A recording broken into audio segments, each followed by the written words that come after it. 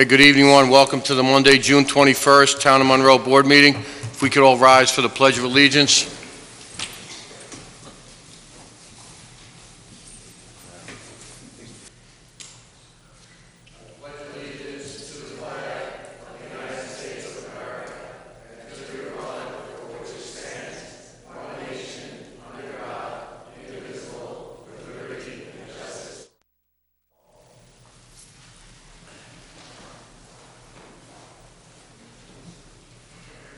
Good evening and welcome, everyone. You want to shut that? Let's keep the AC. Yeah, you can shut it. I mean, Just shut the right side, I guess.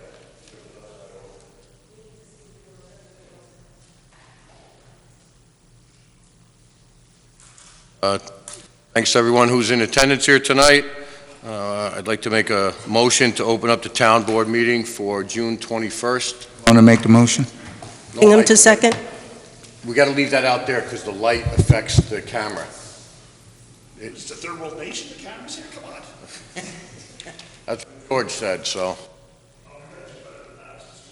Yes, I hear you. That was the first time we had it here, so. Call the question, please. Bingham, aye. Cologne, aye. Cardone, aye. Scancarello, aye. Again, aye. So moved. Okay, community events and announcements. Sal, you want to give a recap of the food festival this past Saturday? I don't know where to begin. The weather was great. It was good to see so many people. I think it was probably over the 7 hours. I would say the biggest crowd we've ever had at a food truck festival. I think out of the 17 trucks, 14 of them sold out of food, which is great, right around 6 o'clock. I think everyone had a great time. Councilman McGinn helped a lot. Thank you. Councilwoman Bingham, Councilman Cologne, thank you guys for your efforts that day. It was a lot of fun. Just an all-around great community day. We'll do it again October 16th, I believe. Yes. But all around, just a wonderful day, and I thank the community for the wonderful support. It was just a great day. And thanks to all the volunteers, too, who helped us. I mean, there was, I don't want to name anyone specifically because there was a multitude of people, and I don't want to forget anyone now. We'll be doing a thank you in the photo news to address that. Okay. First item with regard to public hearings, I'd like to make a motion to open up the continuation of the public hearing for the proposed local law version A-V1, amendment to Chapter 57 of the Town Code to regulate rental properties and transient housing. I'll second that. Call the question. Aye. Cologne, aye. Cardone, aye. Scancarello, aye. Again, aye. So moved. Anyone sign up to speak? Joan Bancamper. Yes, come on up here. Just state your name, where you live, and you can speak for up to 3 minutes. Okay.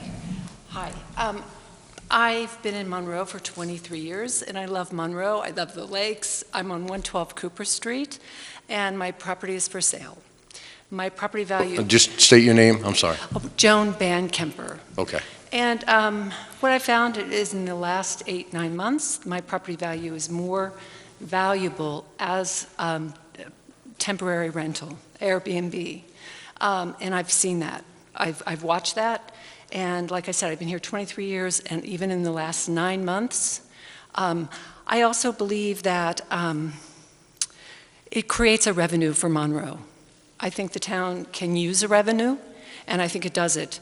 I also think that it becomes a destination for New Yorkers, and I think that we should celebrate that and make it a destination and make it open for these rentals. I think it's a good thing. What else do I think? Why do I think this is really good? I think it's a really wholesome way. And like I said, I have a summer bungalow. My bungalow does it. It's not, I can house 4 people max. And I've had it all these years. My daughter's grown up.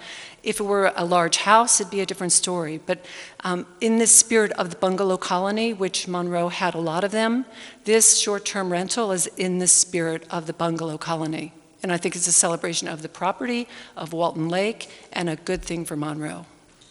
Thank you very much. Thank you very much, man. Thank you. Appreciate it. Is this your first time here? Of course. All right, good. No, thank you. We appreciate new blood. Thank you very much for coming down. Come on back.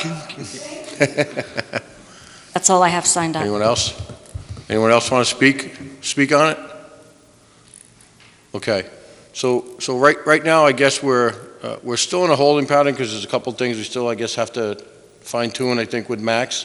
Yes.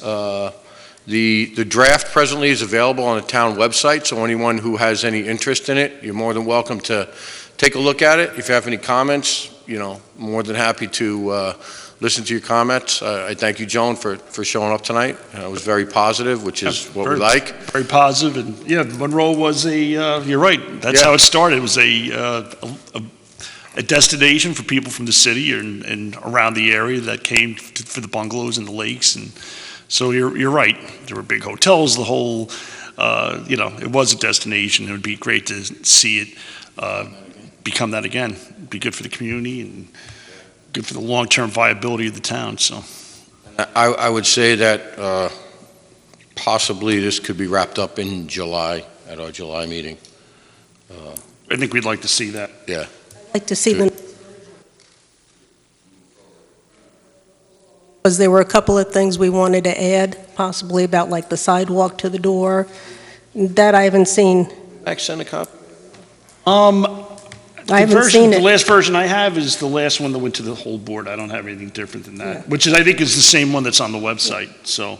But it doesn't have anything about a sidewalk from the door You to the want to, driveway. you And, want to, You really, if you want to comment on that now. So- I did last meeting. yeah. Last meeting, and I Right. think that it may not have had time to get updated yet, so. Okay. Yeah. Well, that's I what I'm think I looking was on for, the the last updated meeting. law. It's all. Okay. All right. Hey, did you, just email Max just in case? I'll email him. Yeah. Yeah. Just email him and tell him that we discussed it as a board and agreed that a walkway was something that we felt was important for, 500 feet notice? say it again? 500 feet, not 300, 500 feet. For what the notice? Noticing residents that there's going to be an Airbnb in that area. I'm not necessarily that, but you could, if you want to put that up for a motion. So what are you stating, that you'd like a sign or something that says? No, she wants to know, she's stating that she wants to notify, as you do, like when you go to ZBA or anything, you have to notify people within a 300-foot radius of your house. Councilwoman Bingham wants to extend that to 500 feet. That's what the plan is right now.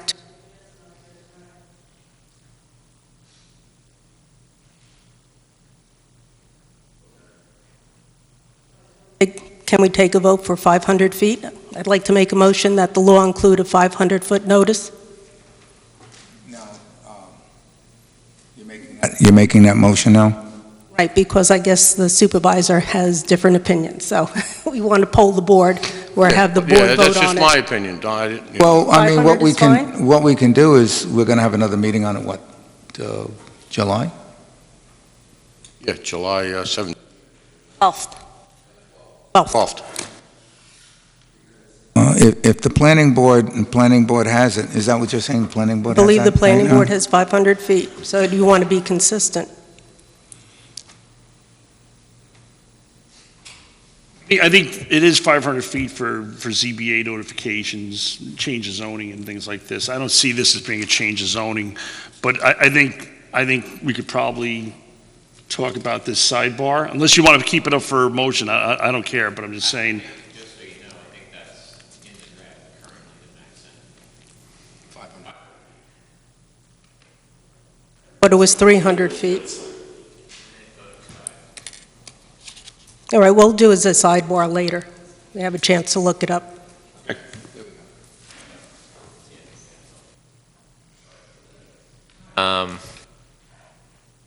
Up, council?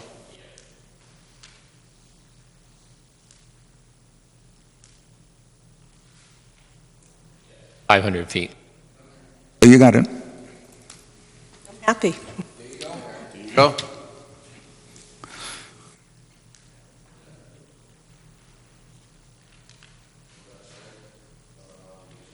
Sidewalk issue?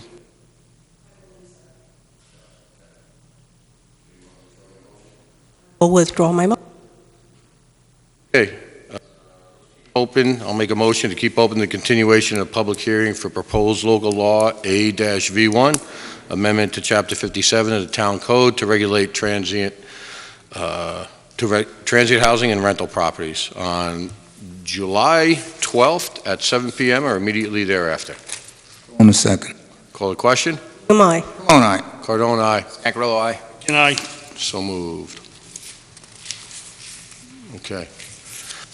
I'd like to make a motion to open up the continuation of the public hearing for the proposed Arrow Park Water District. Second. Call the question. Am I? All right. Cardone, aye. Ancarello, aye. can I, So moved. Thank you, gentlemen. Have a good Thank night, you. guys. Have a good night. good night, guys. Okay. Anyone sign up to speak? Susan Simek?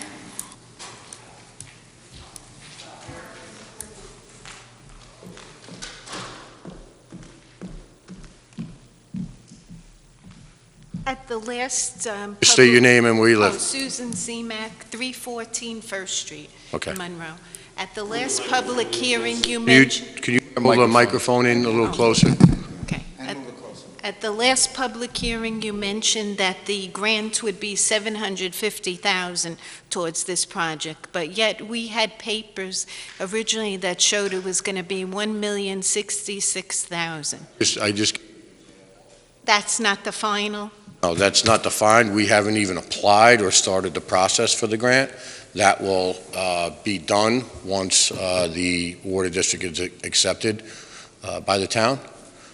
And I was also curious to know about how much other new water districts paid, like an approximate figure, when they just started.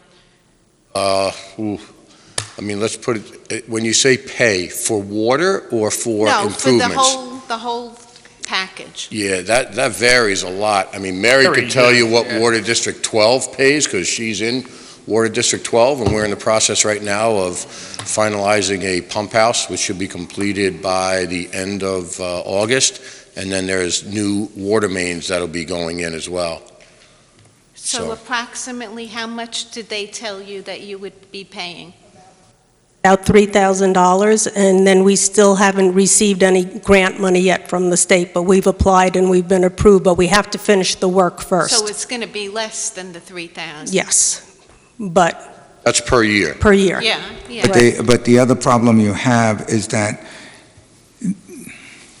water districts vary greatly depending on the lay of the property and what has to be done and where it has to be put, how long each lines are going to be to each of the property. I mean, they can give you a ballpark, but it could very well be different than the ballpark figure they give you, depending on what has to be done.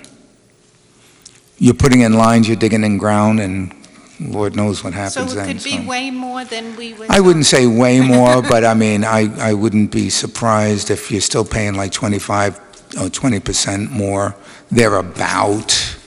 It's very hard to say. But I mean, if it's going to get your mind prepared for what you may be in for, it doesn't always, I'm not saying it's a guarantee it's going to be more. I'm just saying that you have to understand that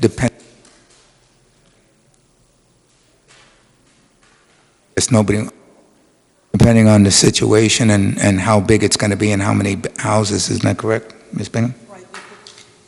Yes, because the cost is divided amongst the homeowners that are in that district. It could also be somebody who owns land at that district that doesn't have a house on there right now, but because they're in the district, they would be charged probably for the bond portion of it. They wouldn't be using any water, that's a separate fee. And they'll be charged the same fee? They'll be charged a fee, yes. A fee. Because, right, it'll be less because they won't be using any water, but they'll still have to pay for the improvements because they're part of the district, and eventually if they build a house or some kind of establishment there, they would be using it. Otherwise, they'd have to be considered an out-of-district water user, and you could charge them a whole lot more.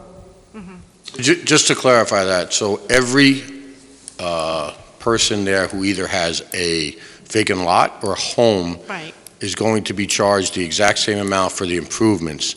The additional charge is for the usage of water. So whatever that cost is the additional portion Okay, so of they're it. all paying the same base fee? Yes. Yes, Yeah. okay. And all ma'am, right. really, until such time that a full engineering assessment is done on it, you won't really know what the cost is. So instead of, just wait until that gets done, and then you'll have we'll have an idea, and you'll have an idea, the residents will have an idea of what it actually is, so. We'll know that before we get...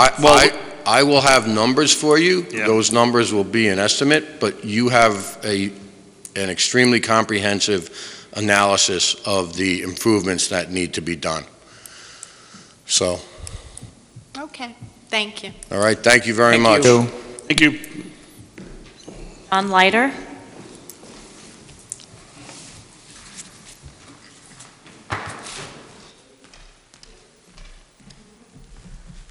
I'm John Leiter. I live at 122nd Avenue in Arrow Park. Okay, no, I just wanted to hear the follow-up on this and get an idea on the money, because one of my concerns is that, with the long-term cost of this, is that, compared to other homes in Monroe, it makes a home harder to sell, and I understand this was going to be paid for over a 30-year term. It would be like in 10 years, decide to sell a house, it would become more difficult to do that, because somebody would look at the house and say, look at this huge amount of property tax. So that's why I just want to understand the figures. And I understand even if we didn't use water off of the system and had a well, that we would still be paying into this. That was one of the purposes why I came here today. The other thing that I was curious about is that since Arrow Park has looked to, sell off this water system to United Water and others over the years, and, one of the reasons it's gotten in this condition was partly due to their lack of maintenance, and they were a New York State Public Service Commission regulated water system. Do they have, in other words, should they have to put up, a certain amount of money to this beyond what they had in the rental apartments or to their own use than just say the approximately 30 homeowners? That was my other question. Well, let me go to our counsel here. That was a question that this board has had since the start of this. Okay. And I don't know if you want to expand on it. In terms of whether Suez has to take responsibility, I mean, if it's a water district, I don't know what the allegation is or what what we're saying they have to take responsibility for. So, I'm saying some amount of. His question is more than what the residential users are taking responsibility for. If it's an equal share based on the units, or is it because they were the water operator, do they have more of a responsibility? I don't know. I mean, listen, I think a discussion that we need to have with the current, operators or administrators for the district is what their balance is, and then, obviously, to my thinking, and although we haven't really discussed that, I'd say whatever balance is in there that should have been used towards improvements would be something that would be encompassed when the town takes it over for, to offset whatever cost is used. Thank you. You know what I mean? Yes, I know. Thank you. I don't see I understand that. I don't because see that money being left in some kitty somewhere. That's not gonna because the thing benefit. is here is they have asked for increases, which were approved by the Public Service Commission, and, it's like things didn't happen. To me, I understand it's water and it's different than another utility, but it would kind of, in my non-legal thinking, it would be like O&R saying, oh, by the way, your electrical wires in your area are old. We're going to hit you with a surcharge, because we neglected to maintain them. That's why I feel that they, I want to know what's their financial responsibility towards this. Totally understand the question. Yeah, absolutely. I mean, as far as the PSC saying, hey, we didn't exercise oversight. We didn't. I don't. Yeah, I'm I don't not see saying that them coming. exercising oversight. But I'll be honest with you. I think you would have a better chance of hitting lotto, maybe. But No, But, I But understand. certainly whatever the district currently has, or the private operators currently have, I think the town would need to encompass that into the takeover Okay. and All right. improve, for improvement purposes, not that Right. we need it, but just like any water district has all the water districts in the town have their own separate little bank account, if you want to look at it that way, that is from the people that are taxed in that district for the water. So that would have the same thing, whatever that is, as, set aside for, maintenance and such. Okay. Thank you. I know I exceeded my I time. The other think thing, No Mr. Leiter, worries. is sometimes you won't necessarily see the work. Sometimes something is done in the pump house. I don't know how far that is from where your house is, but I could tell you, like pumps burn out, I know. and they're $5,000, $6,000. You think you have money in the kitty, next thing you know, the kitty's empty. Well, So, yeah, we would have to look into yeah, seeing what I don't have a was- background in water, but I do have a background in machine maintenance, so I have an idea of, what that is. So you don't need to, enlighten me on that. Thank you. I'm Thank sorry. you I very took much. up- Okay, thank you. No apology necessary. No worries, Thank thanks for you. coming, appreciate it. And thank you for, applying to the state and trying to, remedy the situation. Absolutely. Thank Yeah, you, we Town Council. and to try to correct the situation. Nadia Perry?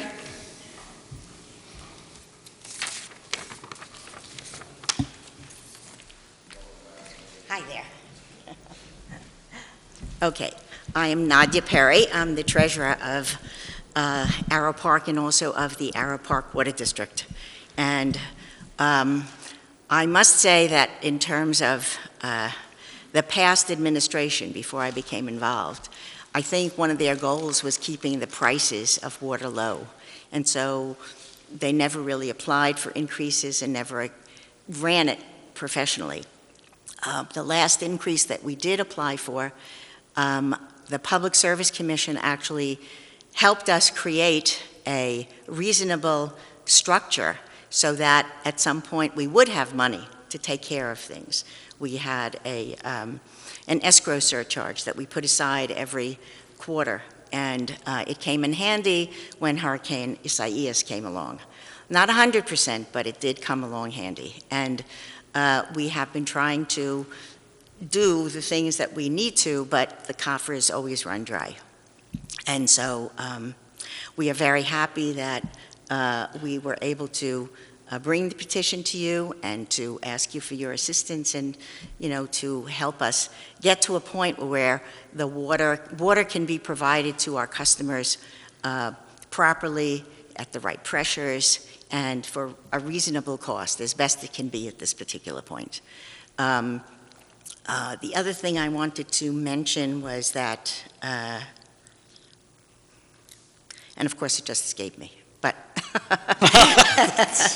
but it's we really appreciate your having these hearings, and we're happy that a few of our users came the last time. Unfortunately, I was on vacation. I couldn't be here for when you began the opening, but I'm glad that they are here, and I hope that you will hear more from them either online or at future meetings so that you can come to some conclusion about what needs to be done to accept this. So it's really a great pleasure for me to be here and to say thank you for making this happen.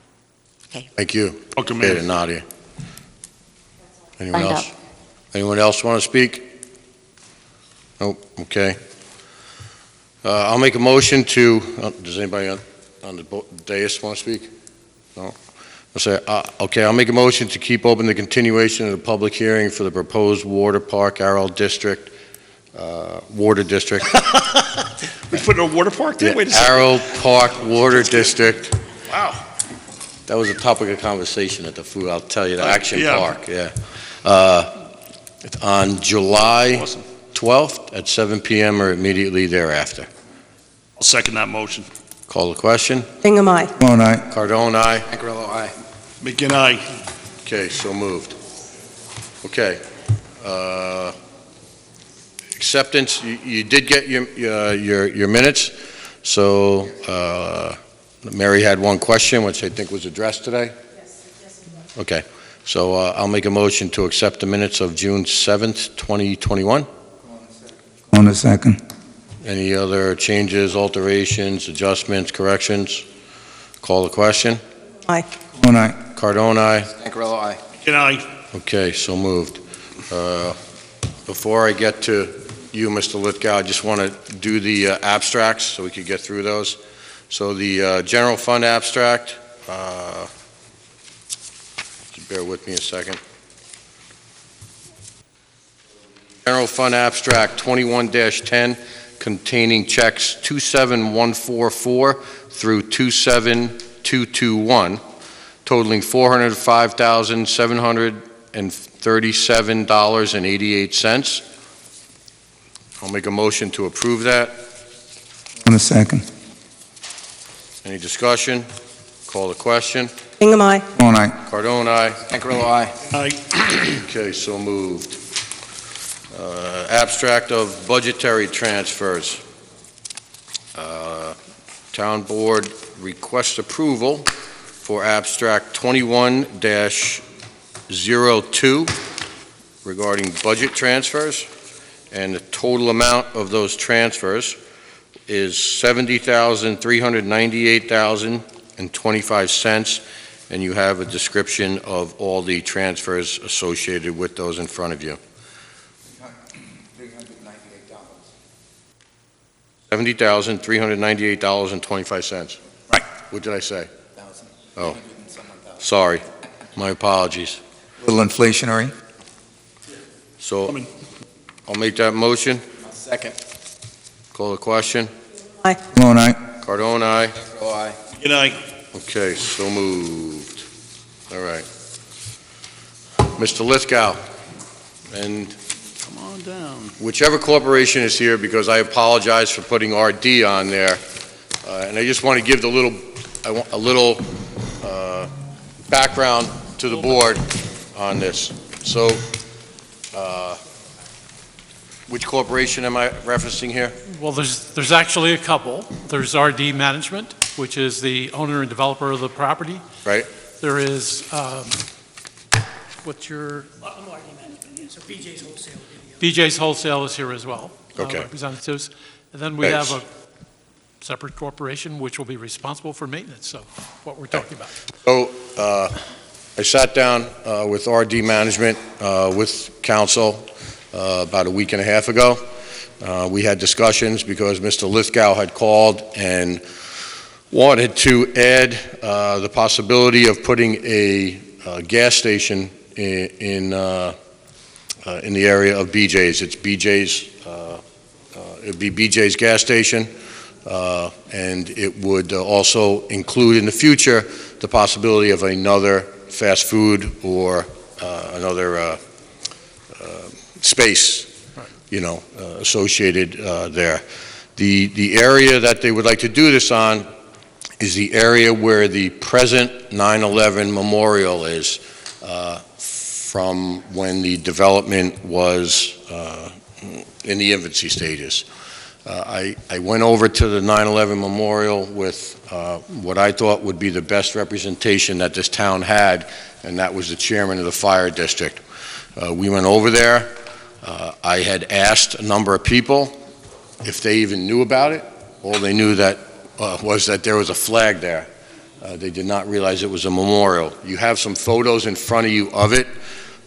We discussed the possibility of moving this to different locations within the town and the village, and the fire district the fire district's chairman seems to have come up with the possibility presently that it's best suited for is Monbassia Park, because it could be more of a reflection type area versus another memorial.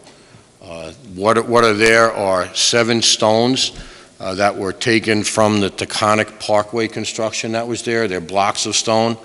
Are they granite? Yeah, they are granite. Okay. And the names of every individual who unfortunately perished during 9/11 are on each of the stones, and there are plaques there. So they would like to move it There are also some other aspects of it that we have to look into, because I think this town would benefit from some other concessions. One being, there's a well there that was supposed to provide the town through the Village of Harriman with 100,000 gallons of water per day. So we had brief conversation about that. Didn't get into particulars. I don't want to get into negotiations in public. I think that's set for us to do in private. If anybody has any questions after Mr. Lithgow's presentation, of course, we'd like you to entertain them. So very briefly, just to give a little context. State your names. George Lithgow, Jacobowitz and Gubitz. We're the project attorneys. We've been the project attorneys for 30 years. So just to give some brief context, because I've been involved with this project all through that time, there were 4 wells developed on the property, 2 of which were eventually sold to the Village of Harriman, 2 of which were retained by RD for purposes of providing reserve capacity if, for some reason, the wells that had been sold to Harriman lost capacity within 10 years. So when BJ's came in, their original intention was to include what they term a refueling facility or fueling facility with the store that was developed there in 2001-2. Due to the presence of the well, there was some concern that maybe that should be postponed or deferred. So BJ's did agree to wait some time until that 10-year period passed. In the interim, BJ's obviously was developed in the early 2000s and has existed there without the fueling facility, but it's become an anomaly because roughly 2/3 of the BJ facilities that now exist have fueling facilities as an integral part of their business. It's part of their business model, and you can basically tell when it's an older BJ's facility because it may not have a gas station. So they're very interested in bringing this into their current business model and making this work with, and they recognize there are groundwater concerns. This is a sole source aquifer site, but they've been able to work successfully with sites that have similar kinds of challenges, and we brought Stantec here to explain the technology that's involved, because it's cutting edge and it addresses the kind of concerns that I think the board would have about that. So we have, Pat's going to talk a little bit about the BJ's operation. Shirak Thakar from Arna Engineering is here to give you a brief overview of the way that the site could be redeveloped. But the reason that we started looking at this was that we were told by the health department that we had to disconnect well 4 from the Village of Harriman supply.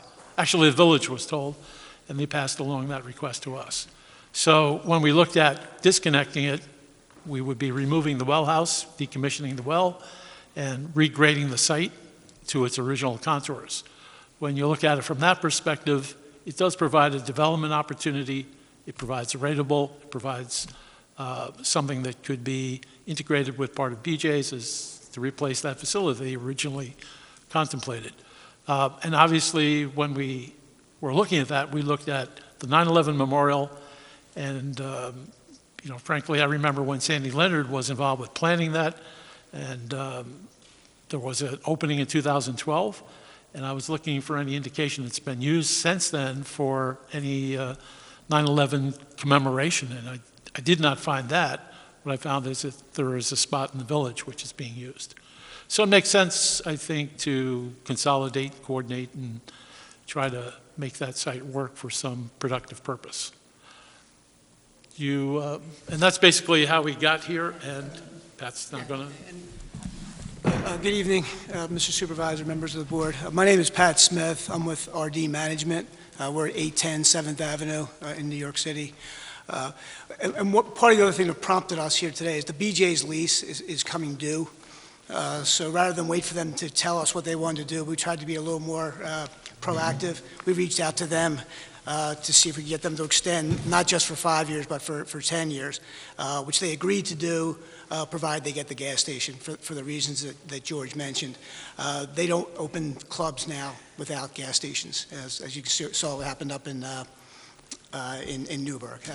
And so now, and actually with Newburgh now, there's a little pressure on the BJ's organization to add gas because they have just about all the clubs in the Hudson Valley have gas. This one being an anomaly, it does not have it. So we negotiated a deal with them to, if we can get the gas station, they'll extend their lease and they'll commit to the town, and RD will commit to making sure that the property gets developed, in accordance with the with the board and with the planning board. And so to that, Shirag is here to kind of walk everyone through the site plan, and we can answer any questions that you might have. Good evening. My name is Shirag Thakkar, RNI Engineering, 1456 Ferry Road, Dolestown, Pennsylvania. Valerie, can we move on slide one? So I have a few slides that I'd like to go over just to give you some orientation as to where we are and what we're looking at. So you're looking at the existing condition aerial. You can see the BJ's Wholesale Club at the lower end of the page. And on the top side is the satellite parking lot. That's the parking lot with the 3 spines of parking. Adjacent to is the well house and the memorial. Larkin Drive is on the top side of the page that then bends around and goes to the left side of the page. So just an orientation of where and how the things have improved and are in current state. If you could go one more. What we are looking on here is the conceptual sketch plan that shows where the BJ's gas facility would go. So the long rectangular building, or if you see that hatch, pink color hatch, is the gas canopy, which is basically reutilizing the satellite parking lot. It's truly an opportunity to recirculate that parking lot, bring it into use. I don't think anybody's ever parked in that 68 some parking spaces. There's plenty of parking spaces in the BJ's parking lot that could be utilized by the store. So it's a very unique opportunity to really recycle the parking lot and bring it into production in terms of revenue for the town and having BJ's stay in the existing building. We are also constricted by what you can see in here is, and perhaps if you zoom tight enough, there's the ONR electric easement that runs through that parking lot facility. If you're out there, you can actually see the large electrical poles that run across the Home Depot parking lot and then cross over Larkin. So That's the dotted lines up towards the top. Okay. That's correct. So it's a fairly wide easement. We have to keep out of it. We can't put structures within it. So fortunately, with this being a BJ's Club gas station, which large parts of the patron traffic is the traffic that's already coming to BJ's to shop. It's not generating new trips. And it offers for a one-way circulation in and out. So this plan allows for no new curb cuts on Larkin Drive, which is, from a parking point of view, from a circulation point of view, it's a significant thing to keep under observation. The other pad side is a box for now, but we have shown we don't have a tenant in place, correct? That's correct. So it's just a box with a drive-through facility. That's where the world's going nowadays. So there's a bunch of restaurants that could fit within a 3,000-foot building footprint. Again, allows for one-way circulation in and out. Both the driveways feed off the internal loop road, if you will, that serves BJ's main store. The utilities are there because it's a developed site. You're not talking about extensions and cutting of roads and tearing up parking lots, things like that. And large part of the site is improved, and it's basically a pre-disturbed structure. It's not, taking out farm fields. You're not doing anything else. It's there. It's improved. There is a slight increase in impervious, but you can see the green area represents what would be the grassed areas, and it could be landscaped. We could be left as grass areas, lawn areas, etc. So very preliminary level sketch right now. We'll obviously engineer it if thing catches traction, and we'll make a formal site plan application, and that's when we would have to comply with sections of the code, and we'd put our burden to comply with the governing regulations. I think that's it. There's some pictures if you want to slide through, Valerie. We'll come back to it. Yes, exactly. I'm about, Zach can take over, exactly. Zach Rich is here from Stan Tech. He's the petroleum engineer for BJ's. He's done a number of these projects. He can kind of walk you through the safety procedures and the operation of the gas station. I just want to add one final thing, that the gas station will be exclusively for BJ's members only, so you're not going to have, it's not going to be open to the general public. Thank you. Thanks. Thank you. Hi, I'm Zach Rich. I'm with Stantec. I'm an engineer on the environmental services team at Stantec, and we've done over 50 gas stations for BJ's and numerous in New York. So this is a kind of an elevation rendering, not showing the exact site, but just showing you generally what's in the ground and what the station would look like as far as components that you'd have for tanks and piping and other safety systems. So BJ's, we really like working with BJ's on their gas stations because they like to include all the state-of-the-art equipment that meets and exceeds the DEC, the New York DEC requirements. So they include double-wall tanks, dispenser containment, things like that, continuous monitoring, 24/7 monitoring for all the tank sumps and things like that. They also have different systems like emergency stop buttons, operator training.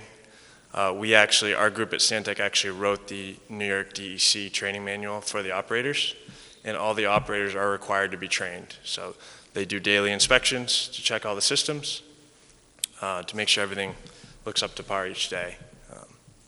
And another thing BJ's is really good about, I work both on some of their new sites and I also work on existing sites.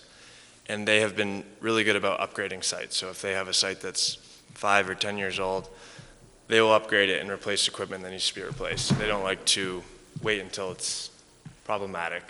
So you'll see some places that are older and they don't keep up on their maintenance, and they like to stay ahead of that and make sure the sites are safe and environmentally conscious. If you could go to the next slide. So these are just kind of a typical elevation of just a generic site view, showing the attendant kiosk, the 6 dispensers with diesel. The next. Did you say you will have diesel? Yes, I believe that's the plan. There's diesel and gasoline here. Correct, yeah. So these sites are configured, the typical BJ site has a one-way traffic flow that is for smaller diesel vehicles, more efficient, like cars, light-duty pickup trucks and things like that, but not big trucks for fueling with diesel. So these are just a few examples of existing recent sites in the last couple of years that have been constructed. Somewhat what they would typically look like with the overhead canopy, the dispensers, and then the kiosk for the attendant. So this kiosk is only for the attendant. They do not sell any retail sales. They might sell memberships to the club, but that's it. There's no other retail sales in there. So I guess any questions for me? Yeah.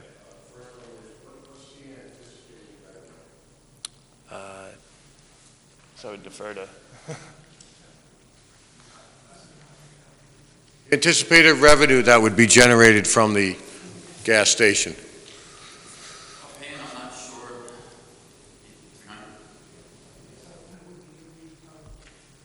We can get that information for you. Yeah, I'm just trying to get an answer to see what type of benefit the town would get from sales tax. And then the second question is there a guideline or a percentage of sales that would be taken away from local gas stations that you're aware of?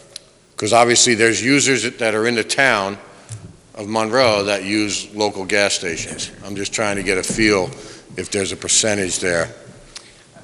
I mean, obviously, since you're going to be opening up a competitor, there will be some sales taken away. But since it's restricted to members only, it's not as large of a Correct. Of a takeaway as just a regular competing gas station. The BJ's usually do. I was with BJ's for 15 years, so my numbers are a little bit dated. I'm a year or so out of it, but typically a club of this volume would do around probably somewhere between 80 and 100,000 gallons a week. up in Newburgh today. I took a site visit up there, and I noticed that the gas was considerably cheaper than what most, I think it was 287. So is there usually a percentage that BJ's is lower based on, current pricing? It depends on competition. In Newburgh, they're probably a lot lower than the street because you don't have like a quick checks and like down where I'm in Philadelphia, Wawa, or places like that are very, very competitive on gas. And you also don't have another wholesale club in that market. So BJ's will sell at a fixed markup. Or if their markup is too high, they'll beat the street by a minimum of 5 cents, 5 to 10 cents. And the reason is you're paying $50 or $100 for a membership, you better get the cheapest price. And that's not just gas, that's everything in the club. So. Okay. All right, thank you. Anyone else? I got, go ahead, First, Mary. I got some. Ladies first. You said the Department of Health wanted you to abandon well number 4. Why? It has elevated, like many of the wells south of the Quickway, it has elevated saline levels. And if the well is not in production, they don't want it to be connected to the village system because of that.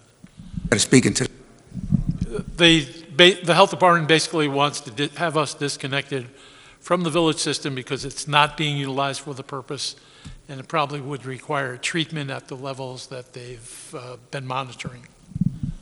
Electric charging stations, or is this just strictly gas? BJ's will put in, again, I can't really speak for BJ's. I just know in my past that we would put charging stations in if that was a requirement of the board. It wouldn't be in the gas station lot. We'd actually put them in the parking lot closer to the club entrance. Possibly where the section is, something like along those lines in that section? I'm sorry, where's that? Where the tires are sold? Yeah, probably. Yeah, that would make the most sense because they're close to the club, but they're not. Those spaces aren't generally utilized as much, so that would make the most sense. They try to put them in an area. It's convenient, but not front and center, if that makes any sense. But they want them to be because they do occupy those spaces for a long time when they charge. How many members from Monroe belong to BJ's? I do not know. I would guess, based on BJ's average, there's probably 15 to 20,000 members in that club. How many of them are from Monroe versus Harriman or Woodbury, I really don't know. But that's typically the average is about 20,000 members per club. Was SECRA, I was not on the planning board back when this was approved. Do you know what the SECRA findings were as to the aquifer? Because it is a sole source aquifer, and there were reasons why the planning board at that time asked that it not be utilized. Yes. Well, I can tell you that when that well site was developed, it was graded, it was secured, it was done in compliance with DC requirements. And basically what they want to know is that there's nothing that leads any surface discharge towards the wellhead. When this well is decommissioned, that's going to involve capping the well according to DC requirements by a licensed well driller who specializes in doing that, and it has to be approved by DEC. So it's a rock well, it's going to be capped. I'm not the hydrologist, but I believe that's providing a lot of assurance that there will be no contamination after those events take place. Many years ago, there was a problem with MTBE. What safeguards does BJ's have regarding to any future possibility that something might be added to gasoline that could be leached out? So yeah, as I mentioned, the underground tanks, we have double wall containment for those tanks that is continuously monitored 24/7. They have a brine solution in the secondary space, which monitors any rise or lowering of that liquid level. In addition to that, all the underground piping is double wall, continuously monitored. So the piping has double containment under each of the fueling dispensers for your vehicle is additional containment with electronic sensors in each of those. And then for the vents for the tanks and any of the fill openings, or we call them spill buckets. Each of those we actually have EVR, they call it CARB EVR from California, certified fill caps, and then pressure vacuum vents. So the tanks in the ground with these pressure vacuum vents don't allow any of the gases to escape. So when they're filling the underground tanks or when you're fueling your vehicle, it basically recirculates those vapors, so there's no vapors being outgassed into the environment. In addition to that, there are procedures for deliveries for the fuel trucks. Each of those delivery drivers are trained, and the attendants in the kiosk are trained as far as certain procedures to ensure they have a safe delivery off-site, and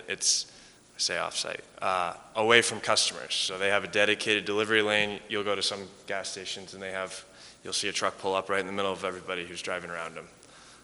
BJ's likes to have a dedicated delivery lane so the driver can deliver safely away from customers.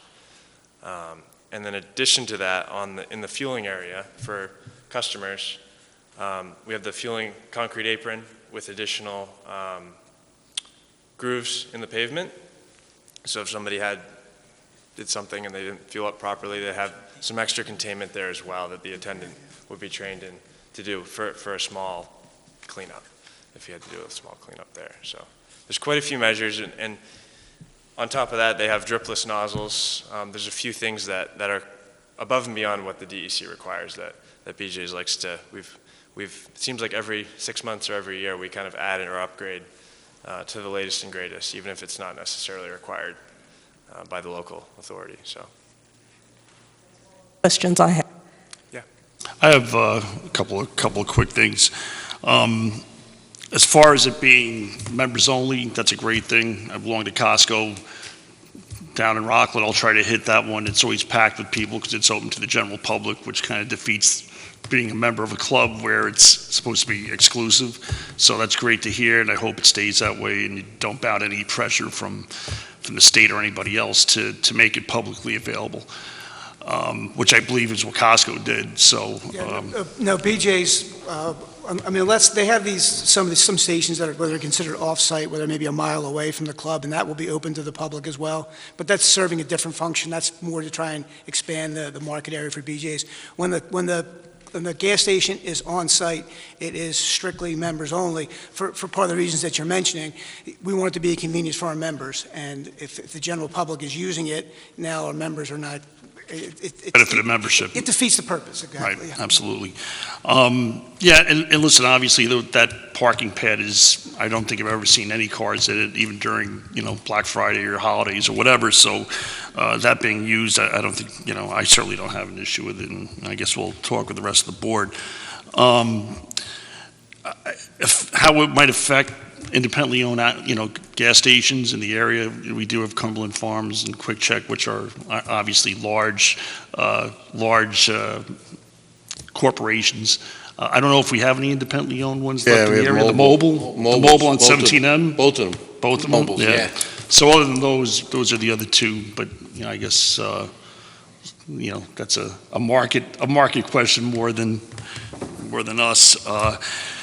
As far as moving the memorial, I can tell you, as a 9/11 first responder and someone that worked there and knows quite a few people that perished on that day and after, I don't have a problem with moving that memorial because no one goes there and no one really knows it is a memorial. Probably the most proper place to move it is where the current memorial is down by Crane Park, but that's a discussion for us in the village to take up. The last thing I would say is I don't know if this area, this pad falls within, obviously there's an annexation request that's a matter of pending litigation between us and the village of Seven Springs, which I think RD jumped out of that as an objection. So I don't know if this falls into that area, but that's something. It does. That's something we'll have to discuss as well. So, but other than that, it sounds like a good plan, and we'll take it from there. I'm excited about it. I think it's a good thing for the members. It's got to increase membership for you guys as well, I'm sure, right? That's hopefully, yes. That's the goal, right? And it would be done right on that pad there. There's no construction that would be done outside of that. set area there? What you see right there, that's exactly the way it will look. Okay, and no retail whatsoever, right? It's just gas, diesel? None whatsoever. They don't even sell oil or anything like that. It's strictly, even in these, when they're on site like this, they do not sell memberships. That's only on the off-site gas stations. So this is strictly gas and go. And But what's the average membership increase once you go from what we have now to a gas? Is there a percentage it jumps? we never, it's very difficult to say. We usually don't see like an immediate bump in membership. What we do see is we usually see higher renewal rates. So with people, once the gas comes in, say if you're renewing it, 80%, and all of a sudden you start renewing it 90%, you will see some bump. That was always been a point of contention when I was at BJ's, is the bump 1%, 4%, 10%, and it was always very difficult to quantify because you don't know, because you're not asking someone if they bought a membership because of the gas. So you're just trying to guess as to what the membership bump is. But there is a bump. There is clearly a bump. Good. And Okay. even just if it's just renewal, then that's a good enough benefit just by itself. What's the approximate square foot of the gas station itself, roughly? Entire site or just the? Yeah, Gas, yeah, the gas station the area. overall area that encompasses the green area, if you will, if you were to just draw a line around it, that's about 2 acres. So I would say about an acre, give or take. How many pumps approximately? 6. 6? There's 6 dispensers and 12 positions, 12. Okay. positions. Very good. Thank you, that's it. Anything else? Pardon me, gentlemen, I'm sorry. Yeah, if you look at this diagram, especially, what was it, diagram number 2, can you go to diagram number 2, which is the picture, please? No, number 2. Right by that line where there's the reddish, and you have Panera and Taco Bell, and right beyond, a bit beyond that, is the watershed area. I have concerns about that. I mean, I like the idea of putting the gas station somewhere, but I have grave concerns about the watershed area. And the other thing is this. As technology is progressing in the automotive business, there is a heightened alert by the public as well as automotive companies to switch over to either hybrid or electric cars.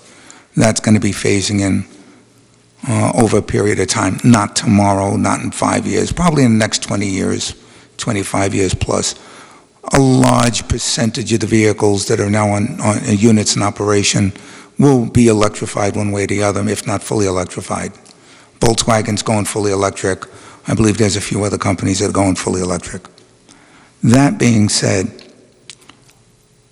there's going to be a diminishing return over a 20 to 25-year period with this station. And eventually you're going to have to either cut down on the number of, outlets for dispensers for the vehicle. What about cleanup 25 years from now? How is that going to be done? Has any consideration? No, I'm not trying to put you on the spot. Oh, no. We have a good answer for that. Right, I'm not, please understand, I'm not trying to put you on the spot. I'm just trying to bring awareness of some of my concerns, and if they haven't been addressed, hopefully that you can make some kind of adjustment there, because I do see that as an issue when you're pulling out these tanks. I mean, nationwide, there was a big issue with the, what was it called? The MTBE that went into the water supply, and that's why we went over to double-sided tanks. I was kind of surprised not to see like a plate, if you will, under those tanks to catch any possible seepage. I understand it's a double. I'm just expressing, I'm not as smart as you guys, you're the engineers, but I'm just expressing my concerns. Yeah, so the double wall, a lot of the reasons they don't have any additional type of,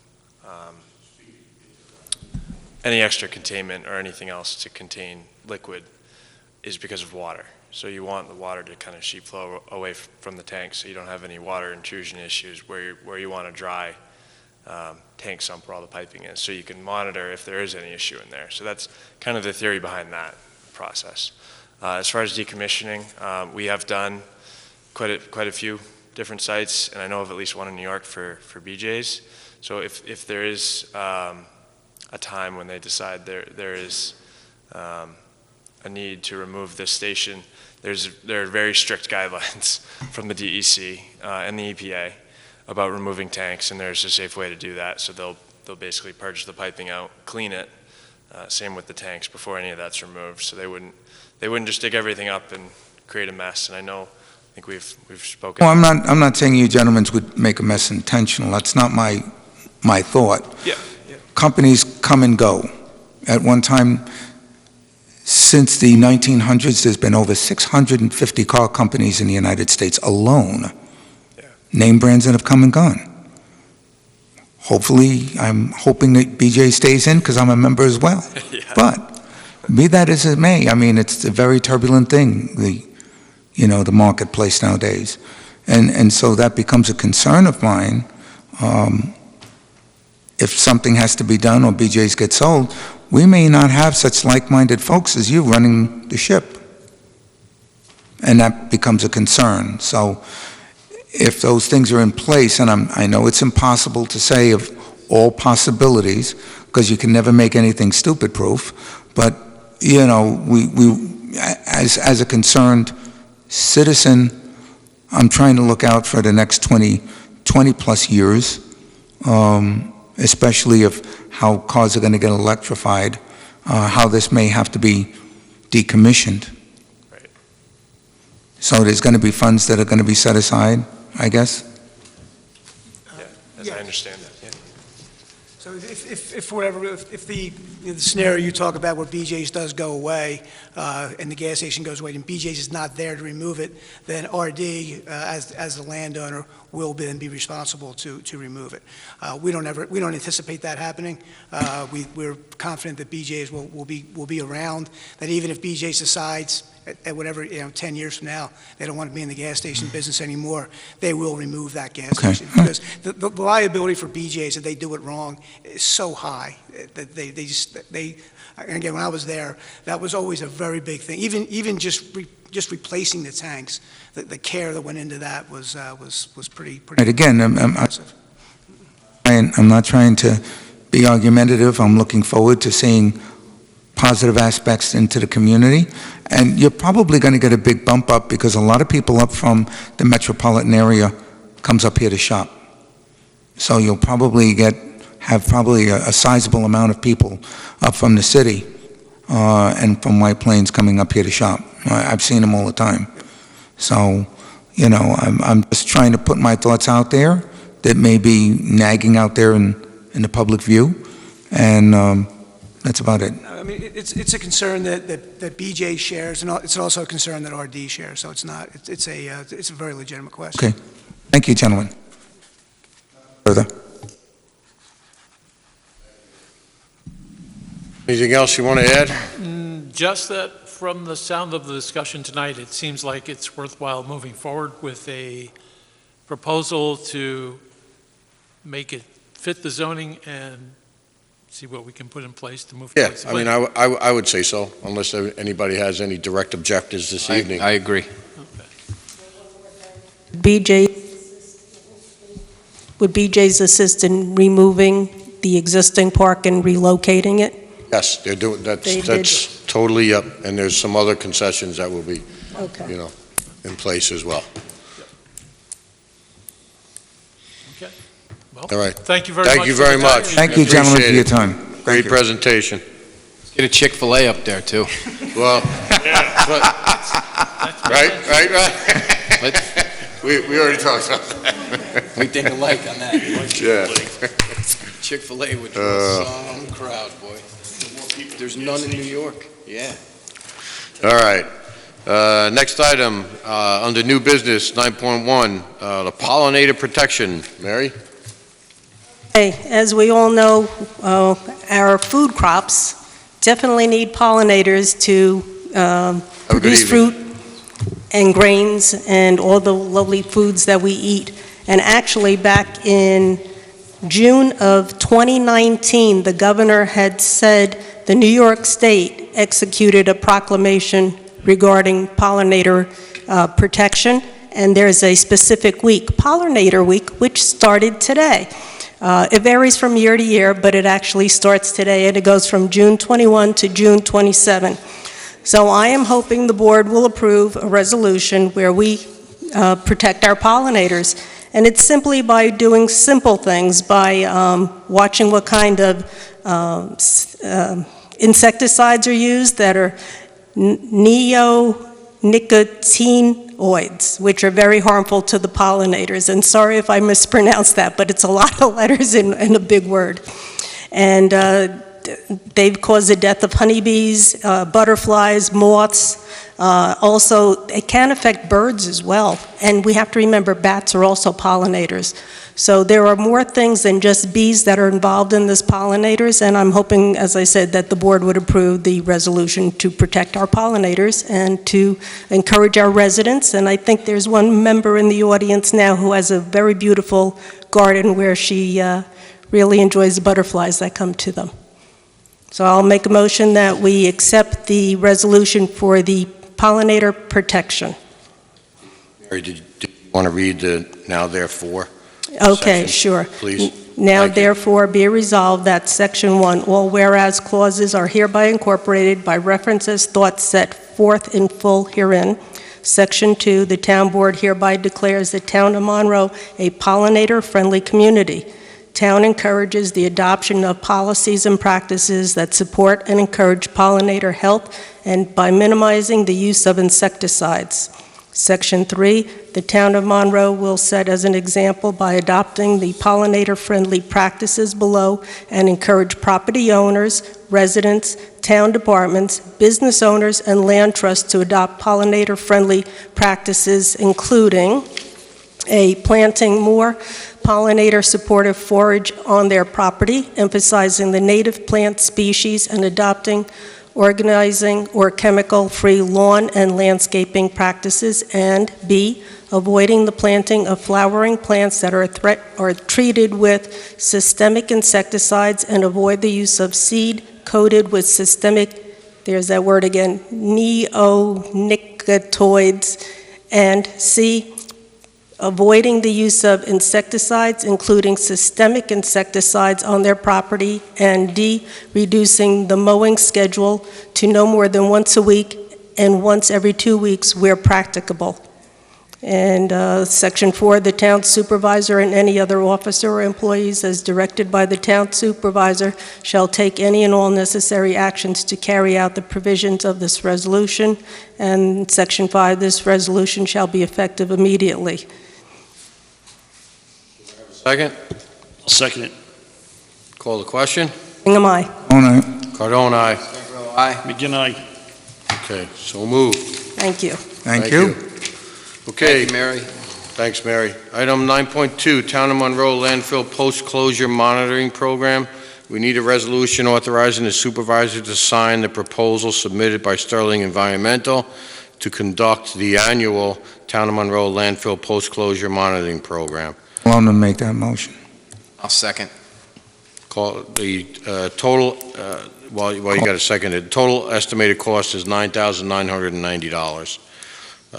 And they're scheduled to be performed in June. So we have a second? Just real quick, is that a yearly? Yeah, it's That's yearly. annual. It's a yearly. That's annual. It's been going on for a long time. Gotcha. Annual. Call the question? Hingham, aye. Cologne, aye. Cardone, aye. McGinn, aye. So moved. Supervisor, did we actually have a roll call vote on the pollinator resolution? We did? Okay, because I saw did. everybody shaking their heads. I was so happy. Yeah, we I did. seconded it, Okay. and Yeah, said we thank All you. right, all right. Stung by a bee? in that Actually, I did, but not this week, last week. Mary was buzzed during I that. was buzzed. those are definitely plants you want to make sure are pollinated, aren't they? Yeah, keep them Yeah. away. Okay. Item 9.3, a car wash at Town Hall parking lot. Michael Portanova, who is in the process of finishing up his Eagle Scout project, at Town Hall. The remaining aspect of it is the landscaping lights that'll be outside the arched wall behind the town court. He's looking to do a fundraiser Saturday, July 11th from 10 a.m. to 2 p.m. I met with him with respect to the logistics of the car wash. He has submitted an insurance certificate, and it will be held essentially down in the arch turning area on the lower level. We'll have 2 hoses available to him. He will provide essentially everything else. And as far as it goes, price-wise, I think what they traditionally do with these is whatever people feel is an adequate donation. So, I mean, I will make a motion to approve that. I will second. Any other discussion? Call the question. Aye. Cologne, aye. Cardone, aye. Stankerel, aye. Again, aye. So moved. Assessors Conference, hold on. There has been a request from Royce Noblin, our town of assessor, to attend the 2021 Cornell Seminar of Appraising from July 11th to July 16th. The conference cost is $550. Hotel accommodations are $670 for a 5-night stay, and the total cost, including meal allowance, is that number. I don't know where that number came into play, because that's not right. That should be, I would say,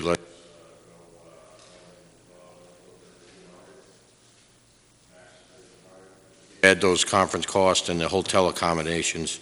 You're looking at $1,220. So maybe we should even go $1,400. I'll make a motion to go $1,400 max with respect to our town assessor, Royce Noblin, attending the seminar. Cologne, a second. Question? Bingham, aye. Cologne, aye. Cologne, aye. Stankerel, aye. Again, aye. Okay, so moved. And just for clarification, the car was finalized today for the assessor's office. The issue right now, and it'll be rectified by Thursday, is the fact that we are a municipality. We were actually given a fleet number, which Jason Barton at Barton Chevrolet jumped through hoops to get for us. It was long and drawn out, and the last week and a half has been phone calls every day, updating, getting up to certain levels in GM. It was insane because we're a municipality, so, yeah. You go faster. Yeah, exactly. I'm not blaming him, I'm blaming GM Finance. Well, that's what I'm saying. It's like, gee, like you think municipalities are kind of a big buying pool. They would want to make it a little easier, huh? Yeah, Wow. exactly. You would think. Well, I'll have to reach out to guidelines are. Oh, wait, forward, so, yeah, that's, so, going back to that resolution, I think we need to make a correction, because the meals and the nights at Homewood Suites totaled $1,010, and the cost for the seminar was $550. So, yeah, so we're looking at $1,560 is what. So can I make a correction to that? Amend and then, Amend the resolution. yeah, or yeah. withdraw it and restate it. So I'd like to withdraw the previous resolution concerning the amount for the assessor's seminar and restate the amount to be spent as $1,560. Would you want to make it 60? Make it $1,600. Second, I'll second. call the question. Aye. Cologne, aye. Cologne, aye. Stankerel, aye. Can I? Okay, thank you. Just want the guy to Who cover seconded that? them. I'm sorry. My I did. Thank you. my apologies there. Sorry. Okay, zoning board of appeals, return of escrow.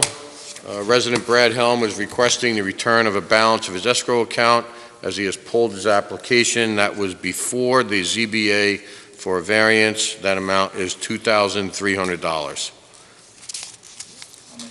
I'll make that, I want to make the motion. I'll second.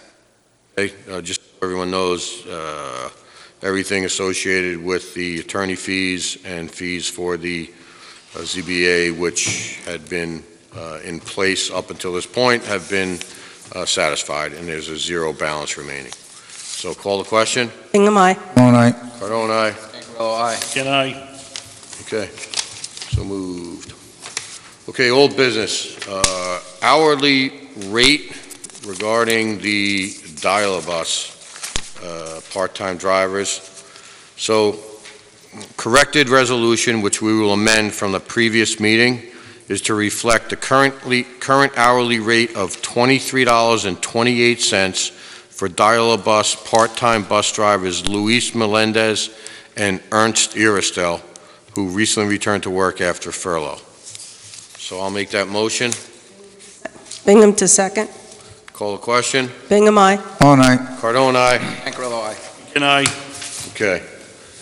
And Verizon, which is item 10.2, 40.5 Bar Lane.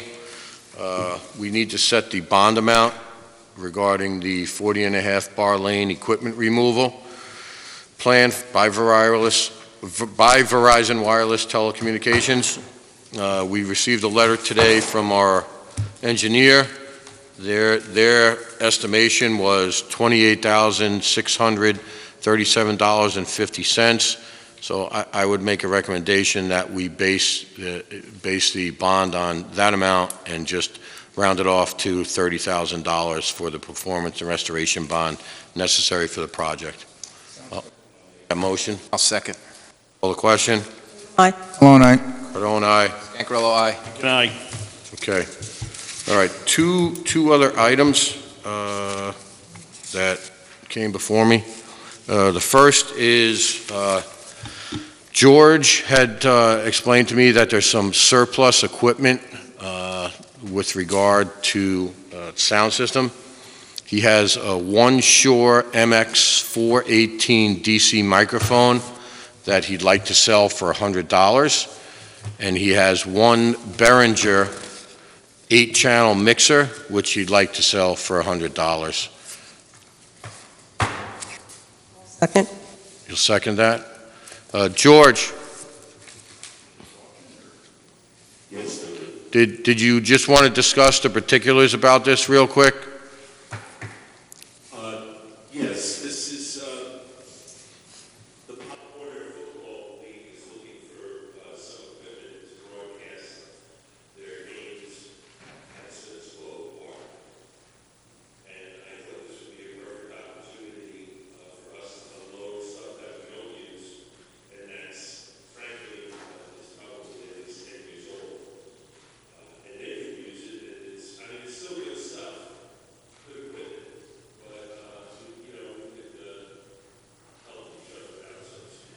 All right, and you're certain we don't have any use for this? Oh, no. Okay. All right, any other questions? So, call the question. Bingham, aye. All right. Cardone, aye. Cancarello, aye. Can I? So moved. You got who made the motion and who seconded it, right? Motion and Mary second. seconded it, okay. All right. The other item with respect to George is he's got to supply, you wanted approval for this, correct, George, on the, okay. So we have to have 2 days of labor of wiring the new Lightronics control system, which we purchased recently, and the cable replacements are $120. There's approximately $1,200 for labor, which totals $1,320. So I'll make a motion to approve that purchase. Second.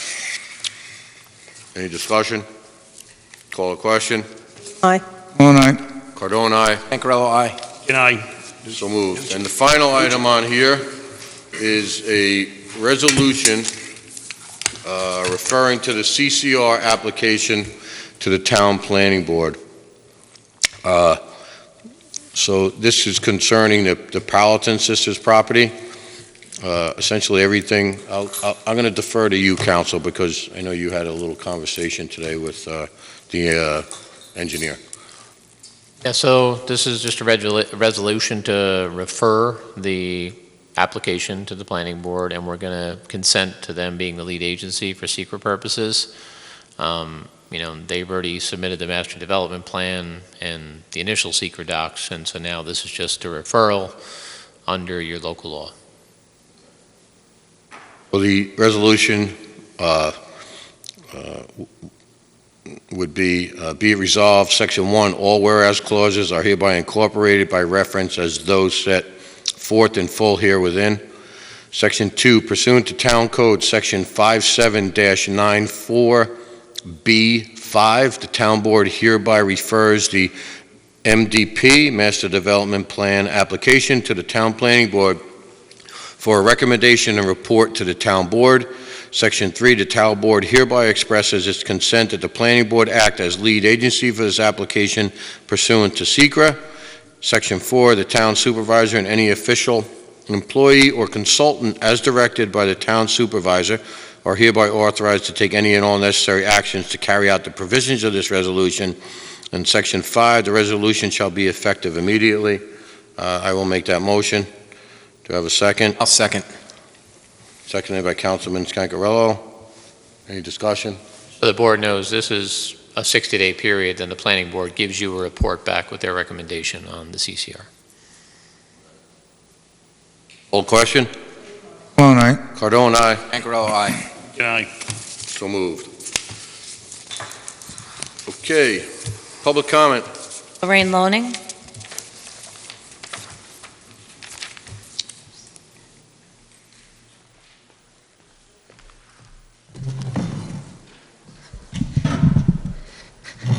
Hello, Lorraine Loning, Village of Monroe.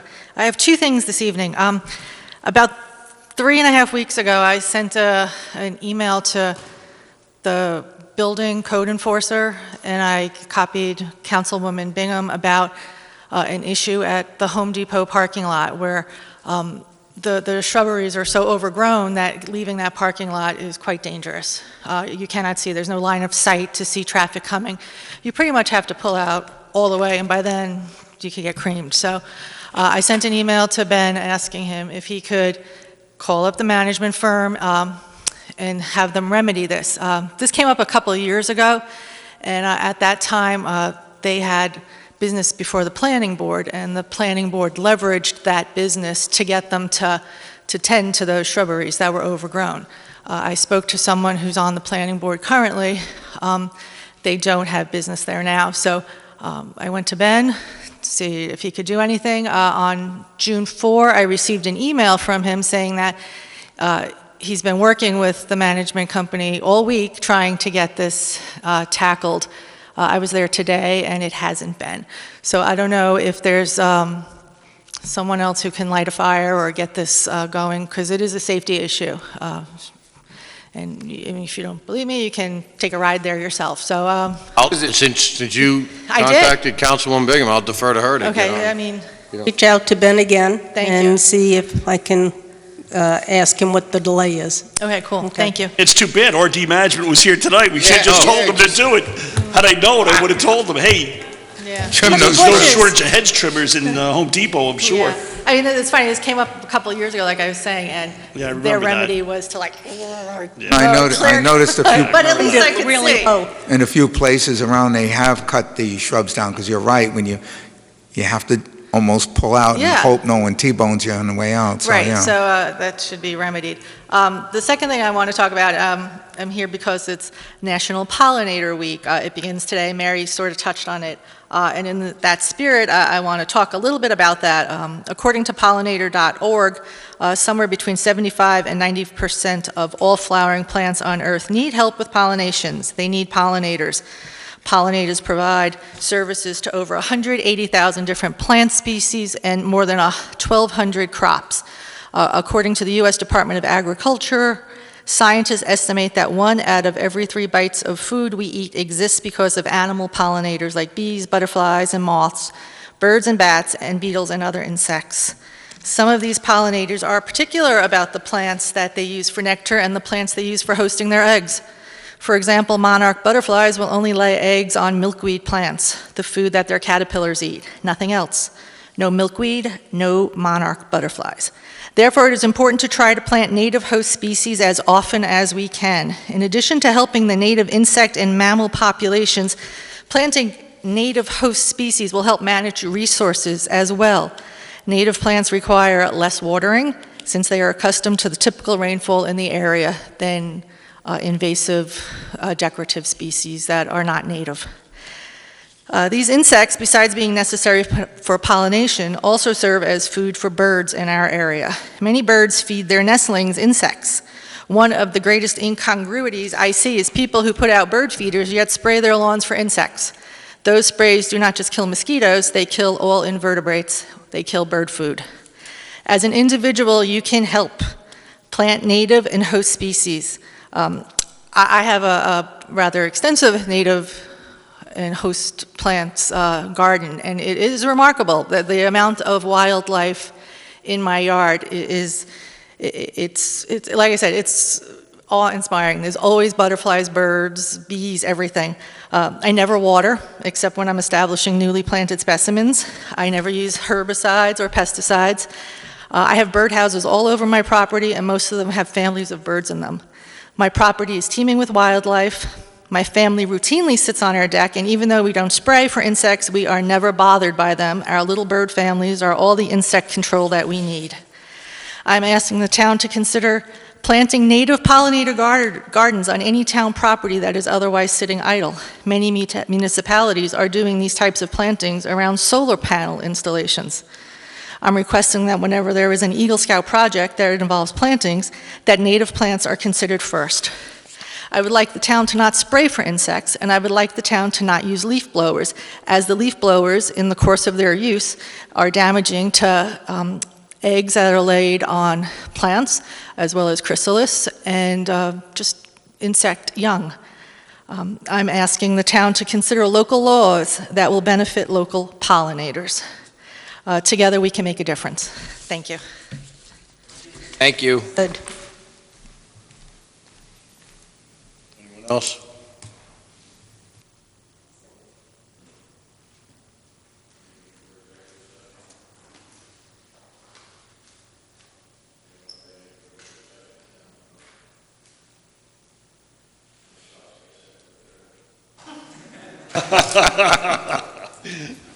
I will make a motion to adjourn June 21st, 20.